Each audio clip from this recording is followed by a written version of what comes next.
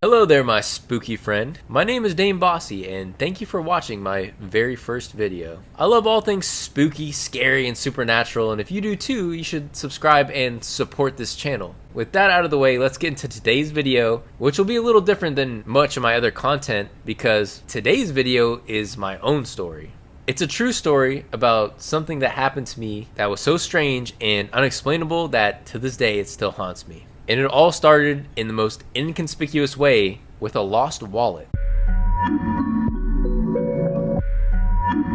Back in 2011, I was a 17-year-old high schooler and a newly minted father. At the time, I was working at CiCi's Pizza, and for those that aren't familiar with CiCi's, it's a buffet-style pizza with some wacky choices like macaroni and cheese pizza, other just strange toppings. The owner was also the general manager, and he was going through a bitter divorce. His ex-wife actually seized his business account, and that made everyone's checks bounce. So as you can imagine, almost everyone quit after that. But I, as a new father, decided to stick around at least until I found a new job with hopes that I would eventually get the money I was owed. The wife, who had suddenly become the owner, hired someone who supposedly would come in and turn failing restaurants around. Think of like a low-scale John Taffer from Bar Rescue.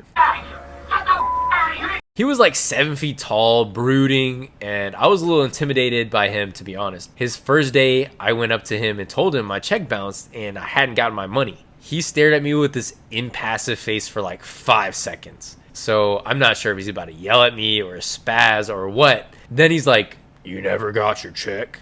And I was like, "No, I'm owed," I think it was something like $140. And then he just leads me to a safe, opens it up, grabs a stack of 20s, and then just starts counting. He counts 20 of them, puts it in my hand, and is like, "Is that enough?" I'm enthralled. I rush home. I put 200 in a Jordan shoebox, of which I kept all my savings in at the time, and then the other 200 I put in my Swiss wallet. After that, I rushed to Toys R Us, which, for those of you who don't know, is a toy chain that closed a few years back. But this one was a Babies R Us and a Toys R Us hybrid. So I went to the section that had the baby stuff and bought some formula, teething toys, clothes, just stuff for my newborn daughter. I spent about $80 there, and then I went to my daughter's mother's house to drop all the stuff off, and that's where I realized my wallet was missing. I checked the seats, I checked the top of my car, underneath the car, I checked everywhere, and it was just gone. And full disclosure, I was pretty notorious for losing my wallet, but usually there was nothing in it, so I could just go back to wherever I lost it and they would just give it back to me. But this time I knew there was $120 sitting in it, and I was sickened. I rushed back to Toys R Us. I talked to the manager, and she said they didn't find a wallet. And when I asked if she could check the camera, she said no, and basically told me to, F off, scram, get out of here. No wonder they went out of business. But let's take a break from the wallet story, because I promise at the end it will all make sense. But we need to get to the scary stuff that you probably came for, so let's get into it. A few weeks later, I went to my baby mom's house. For the sake of the story, we're going to call her Emily. Her parents had gone out of town, so we decided it'd be a good time for me to come over and bond with the new baby. That night, I went downstairs and heated up some leftovers. I think it was about 11 p.m. As I was coming back up the stairs with my bowl of food, I was about 3/4 up the stairs when I heard a whisper in my ear. It said, "Where's Emily?"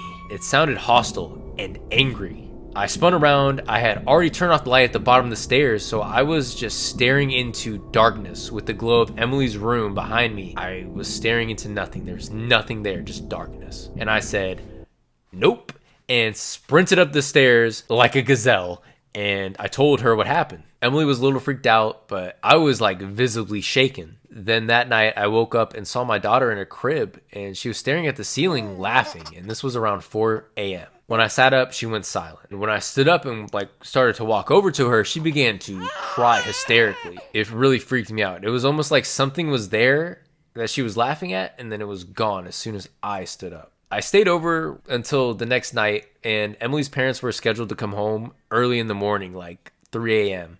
So I went home around 10 p.m., and on my way home, the car got incredibly cold. And it was late August, and where I live, it's still very warm out. And I drove this old 4Runner with a broken AC, so I always drove with the windows down. It sounds cliche or like something out of a movie, but I swear it got so cold in the car that I thought I was gonna see my breath. Then I felt something watching me from the back seat. I didn't dare look into my rearview mirror. I just kept my eyes fixated on the road. We lived 5 minutes away. The entire 5 minutes, I did not take my eyes off the road. And when I got home, I leapt from the car and sprinted inside. All I could think about that night when I was laying in bed was that voice saying, "Where's Emily?" It was honestly like whatever said it was so close, it could have stuck out its tongue and licked my ear. Like it was right here. That morning, I shook awake.